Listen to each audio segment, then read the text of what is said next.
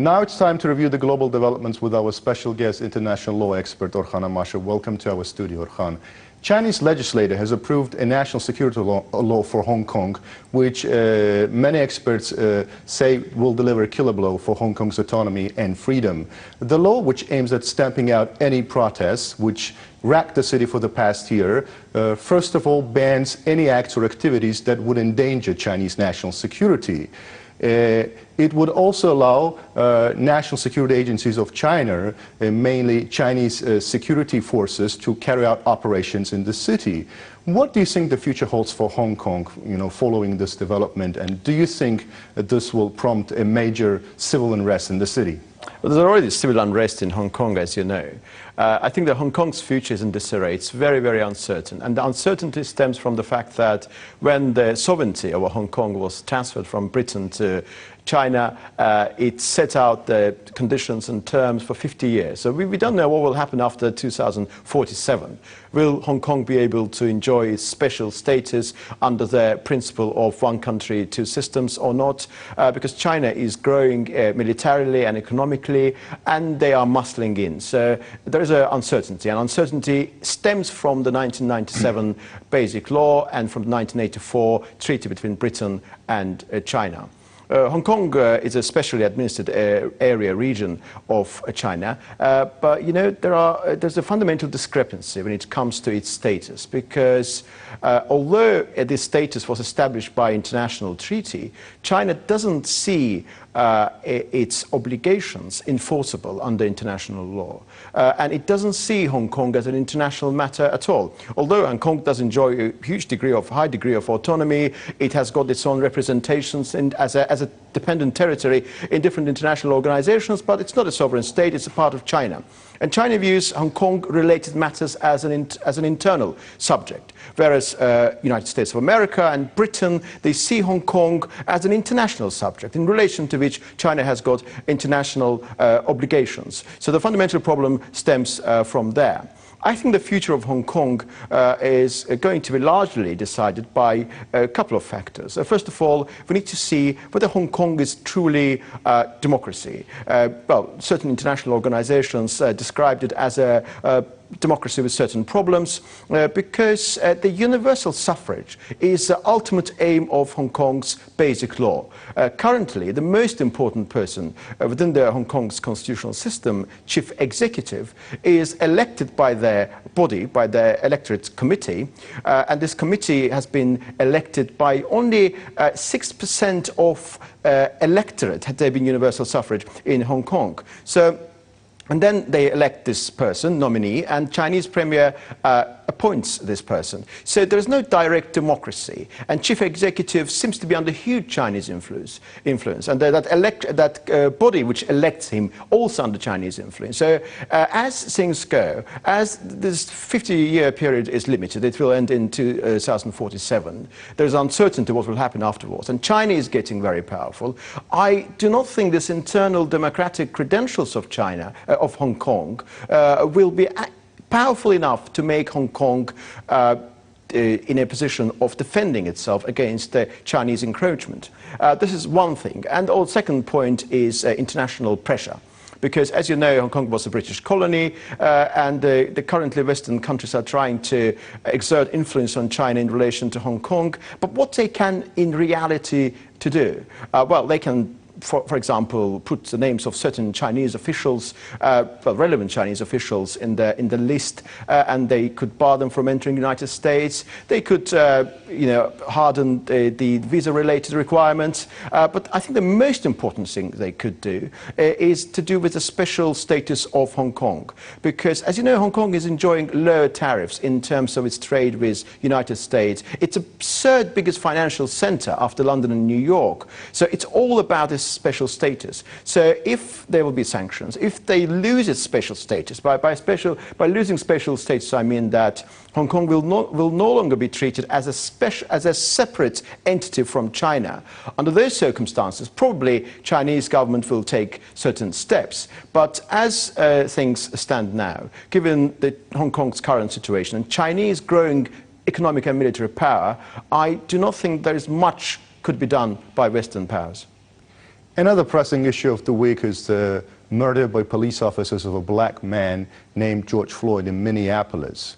Police, responding to the reports of the use of counterfeit money, approached Mr. Floyd's vehicle last Monday. He was asked to step outside of his car, to which he resisted, and he was handcuffed. A white police officer was seen using his knee to pin down Mr. Floyd to the ground by his neck, and he was pleading for mercy and asked not to be killed.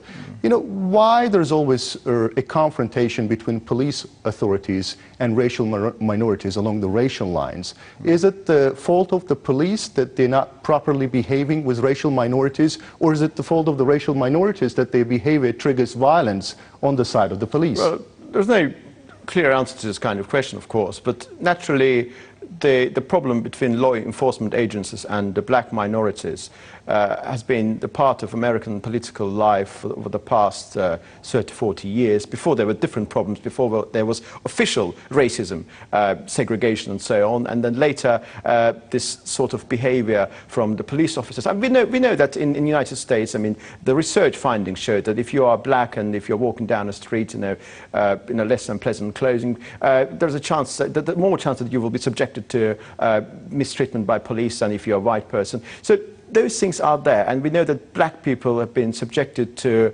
stop and search policy more than white people. These prejudices, this stereotypical view about black people, about their inherent criminality, is sadly part of American life. And this particular event, this person's death, is a tragic event, of course, and it has got all the trappings of a typical event where an unarmed black person has been mistreated in the hands of the police by a white police officer, and he has been murdered. And the one thing is that, I mean, he has been killed. The one thing is very obvious, that had there been no bystanders taking those videos, we would have not known the real story.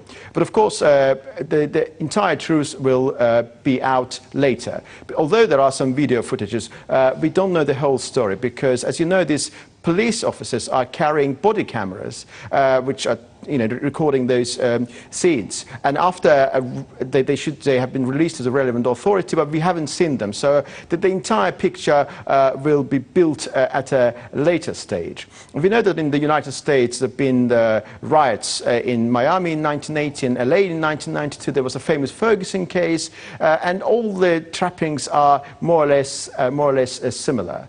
In this particular instance, we know that the person in question, he was buying a pack of cigarettes or food from the nearby deli, and there was a claim that he used a fake $20 bill, and then there was a 911 call to the police, and there was a claim that he was under the influence of certain substances, that he was intoxicated. So this person, we don't know to what extent he committed anything wrong in the first place, but as long as police behavior is concerned, as things stand now, it is very obvious that the force put into practice by police was not proportionate to the actual behavior of the person who was killed. And we know that the person, the police officer, I think his name is Derek Chauvin, he was charged with the third-degree murder and the second-degree manslaughter. So we need to follow what will happen at a later stage of the investigation. And we know that all police officers, all arresting police officers have been charged. So we need to follow what will happen later. But one thing is very clear to me. I don't think that this type of events must be viewed purely in the context of racial confrontation, because immediately after this event there were certain misinformation circulating in social media that this Derek Chauvin fellow was a strong supporter of Donald Trump, and he was wearing a shirt with a slogan, make white great again, for example. This was all misinformation. So we see that it is very easy, it is incredibly easy using the social media to create an impression that it was a racially motivated behavior on the side of the police officer, it is very obvious that he made a mistake and, you know, that he was sacked from his position. Now he is detained. He's charged with third-degree murder and second-degree manslaughter. Interestingly enough, even his wife, as far as I know, filed a divorce suit. So, you know, so this person is under pressure and is being punished by society and by law enforcement agencies.